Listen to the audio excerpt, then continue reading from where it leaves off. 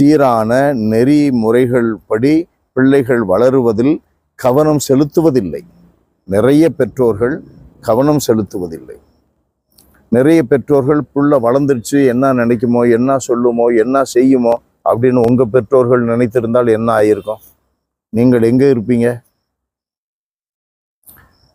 இன்றைக்கு வாலிப பிள்ளைகள் எப்படி நடந்து கொண்டு இருக்கிறார்கள் என்பதை நாம் பார்த்தால், பெரியவர்களாக இருப்பவர்கள், வயதில் மூத்தவர்களாக இருப்பவர்கள், நெறிமுறையின்படி நடப்பவர்கள், நடக்க முயற்சி எடுப்பவர்களுக்கு அது பெரிய ஷாக்கிங்காக இருக்குது.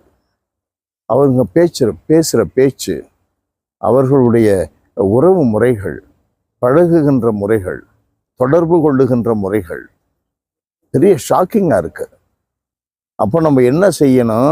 குடும்பத்தில் தான் கேரக்டர் ஃபார்மேஷன் நடக்குது. குடும்பத்தில் தான் அவர்கள் இறை அரசிற்குள் நுழைக்கப்படுகிறார்கள். அழைப்பு எப்பொழுதும் இருக்கிறது. நுழைக்கப்படுவது இறை அரசியல், நுழைக்கப்படுவது குடும்பத்தில். நுழைப்பவர்கள் யார்? அழைப்பவர் கடவுள். நுழைப்பவர்கள் யார்? பெற்றோர்கள். அடுத்துதான் ஆசிரியர்கள், அடுத்துதான் குருக்கள். பெற்றோர்களோடு தான் பிள்ளைகள் தங்குகிறார்கள், உண்கிறார்கள், உறங்குகிறார்கள்.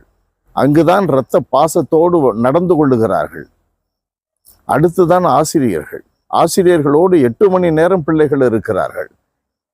அடுத்துதான் குருக்கள். என்னை பொறுத்த வரையில் குருக்களோடு ஓரிரு மணி நேரம் கூட இருக்கவில்லை. ஆகையினால் பொறுப்பு அதிகமாக எங்கே இருக்கிறது?